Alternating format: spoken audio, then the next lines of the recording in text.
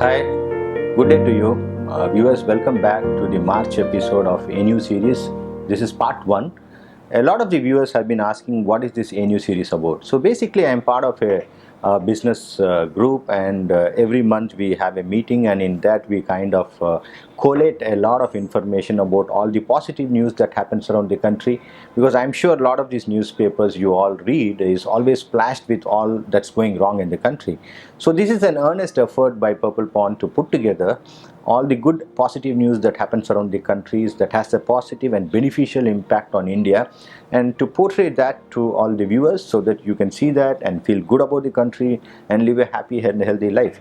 So starting this March episode of a new series, in this episode part 1 we are going to cover about the international affairs and how things are happening good for the country. So one of the biggest events that happened during the recent times is after Joe Biden becoming the President of the United States, there was always a worry that the initiatives that was taken by President Trump would not be continued, especially with respect to Quad. But surprisingly and good for both US and India, the leaders of the Quad countries actually came on a virtual meeting, and the whole concept of Quad has been strengthened. Now, what is Quad? Quad is basically a non-NATO, non-Five Eye group of countries, which is Australia, India, Japan, and US. And the primary objective of this whole group is to ensure that the Indian Ocean region has a stability. And obviously we all know the key trigger for this whole Quad to take place with so much of vigor of late is because of two major events. That's China going back on its word of one nation, two system with Hong Kong, and also the provocative and threatening stance that they are taking up with respect to Taiwan. So this whole objective to bring stability to Indian Ocean region is very critical, because a lot of trade passes through the Malacca Straits and the Andaman Seas, and of course oil especially moves from Middle East to the South Asian and Southeast Asian countries, and therefore the safety and security and then Indian Ocean region being neutral is very critical, both from a strategic perspective for India and from a trade and strategic perspective for Japan and Australia. And US obviously being for the last 20-30 years having become a unipolar world, US has a lot of strategic importance with respect to Indian Ocean region.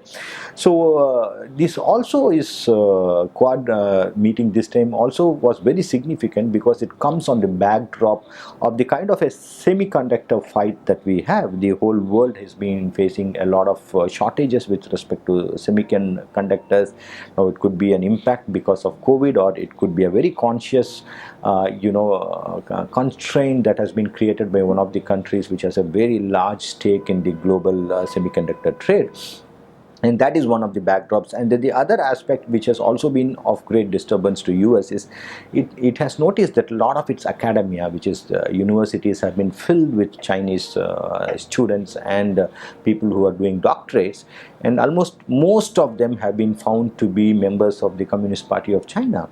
So which means there's a very good possibility of the research that's happening and the cutting edge technologies that the universities are developing finding its way back to China. And then we all know that China has a policy of quickly being able to copy, paste and create products in mass. So the intellectual property rights that these universities have been having, and which has been one of the reasons why US has been in the forefront, seems to be slipping out of their hand.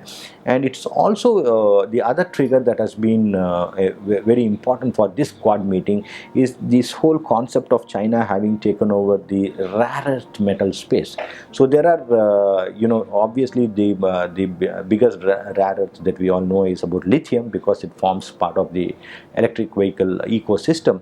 But there are also rare earths like lanthanum, which is used in hydrogen storage and battery electrodes, and then you have neodymium, which is used in lasers, magnets and electric motors for EVs, and then you have terbium, which is used in fuel cells and naval sonars.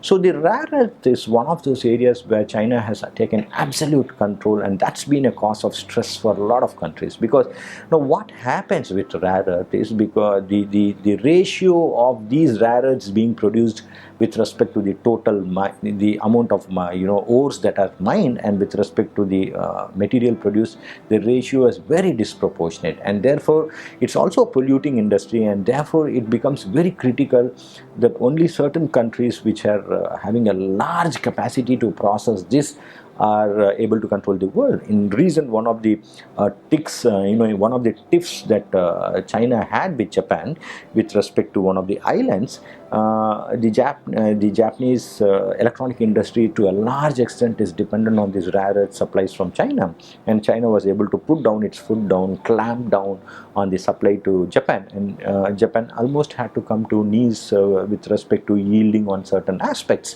And therefore these are the things which have suddenly sent shivers up the key players in the world. And the Quad is a very good thing to happen to India, because it puts India in the central focus area, and from a strategic perspective it's very good for India. Now Quad is basically now trying to bring in a vaccine diplomacy, trying to be an alternate supplier of vaccines to many of the countries in South Asia and even Latin America. And so they are trying to use the India's production capability of vaccine as a leverage point with respect to the countries to vaccinate their citizens from getting COVID. And the second thing that the Quad countries are actually focusing in is on defense cooperation. But what are the trade benefits a country like India would get is definitely our trade with Japan, Australia and the United States will improve. With respect to Japan, they basically import a lot of corn, meat, wood and the other ores, which Japan doesn't have a lot of ores. And one of the goods that India and the industry can always import is electronics and technology.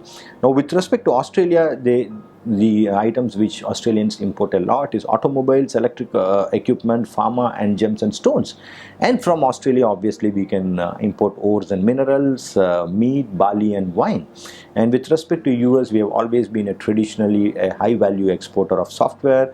Apparels, not obviously very high value, but we have been a good exporter of apparels, and we have also been sending a large hordes of people on immigration to US. And the areas which we can actually import, the industry can import, is computing technology, defense technology and healthcare technology. So moving away from Quad, the other positive thing that has happened to on international front for India has been India being called into the Afghan peace process. Now we all know that Afghanistan was on the borders of India even from times immemorial, from Mahabharata, because Kandahar, which is in Afghanistan, was basically from where Gandhari came. She was the princess of Kandahar. And so Afghanistan has been a very integral part of the Indian history. But what has happened of late is, because of these challenges that we have, we were actually not having a direct connection to Afghanistan, because it's a landlocked country and Pakistan was the only route through which we could get to Afghanistan and do trade. But traditionally India and Afghanistan have always had a lot of exchange. We have a substantial Sikh population there, and a lot of Afghan students come to India, including the past president Mr. Hamid Karzai actually studied in India. So the trade with Afghanistan was getting constricted because of presence of Pakistan. And though US had always wanted India to play a supportive role in Afghanistan, it never happened. So for the first time in one of the initiatives of US, both Turkey and India have been invited to be part of the peace process. Parallelly, Russia is also having a peace initiative where India has not been part of it. But now I think recently India has been invited to be part of the Russian initiative as well. We have to remember that Russia plays a significant role because it has a good control over the countries that surround Afghanistan, like Uzbekistan and the other stans. And it was the Russian invasion of Afghanistan which actually started the Mujahideen movement, which was actually originally funded by US. But so it became a battleground between Russia and US. So fortunately, it puts India on the center of in this whole system, where we are being seen as one of the very important countries to play play a stabilizing role with respect to Afghanistan, both by the Russian initiative recently and by the American initiative. So once we participate in this, it will establish India as a very primary country in this region, number one. It will also help us to improve our trade with Afghanistan, which is good now, but substantially improve. So what are the products that Afghanistan basically imports from our country? Is basically it's a large importer of refined petrochemical, and India has excellent refineries now, and therefore we can capture a good amount of market from that. They import textiles and they also import capital goods. So one of the things that they have been very good at exporting, apart from opium, is that they have plant resins and dry fruit. So India getting into the peace process not only establishes our credibility, it also improves our trade processes. The third event, which is of very important significance to India, is Pakistan is beginning to have some peace overtures to India. So it is believed that the Pakistani General Bajwa is one of the most peace-loving generals we have had in a long period of time. And we also need to remember that both India and Pakistan, along with Bangladesh, was actually one country, and it's a cruel twist of fate that we are today fighting with each other, which means we not only have a substantial people-to-people contact, we also used to have a substantial trade because we were one country. But ever since the partition, our trade has been going up and down, and then we have been fighting 2-3 wars, and then we also have the terrorist attacks, terrorists being trained across the border, and we having a different stand on Kashmir. So there has been this constant a disagreement with Pakistan. So but now one of the triggers for this is we have to thank the Crown Prince and the King of UAE, because UAE now wants to take a central part in the Middle Eastern the countries where Saudi Arabia is a dominant country, and slowly the United Arab Emirates wants to create a space for itself amongst the Middle Eastern countries. So under the initiative of United Arab Emirates, this peace process has started. It started through backroom diplomacy, and it has also been triggered by the fact that the Pakistan's economic condition is in a very bad place. But whatever be the reasons, I think improving trade would actually be a very beneficial impact for both Pakistan and India with respect to bringing down the price on essentials. So Pakistan has always been a major importer of refined petroleum and wheat and other food items. We have always had a cross-border trade, and then they have been good exporters of suiting and vegetables. So one of the good ecosystems that we could have is India exports the cotton and Pakistan provides the suiting, and it can be a good win-win situation. It can actually help in bringing down the inflation in both countries. The third item, which is of very important significance, is India is slowly stepping up its presence as a major weapons exporter. So we had signed a defense deal with Philippines, where we are exporting them the BrahMos missiles. Now BrahMos missile is a defense agreement. It's a defense collaboration between India and Russia, where we make these missiles which are top of the class, and we have been now able to consistently improve our presence in Southeast Asia. And one of the advantages that's going to flow out of these arrangements of India being a defense exporter is that the defense ancillary industry is really going to scale up. So I would think that a lot of people who are actually looking at auto ancillary as a business can actually now start looking at defense as ancillaries as a business opportunity.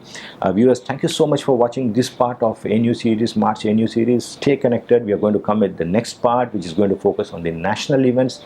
Thank you so much for watching. Subscribe to our channel. Press the bell icon so that you always get an alert. Thank you so much. Have a great day.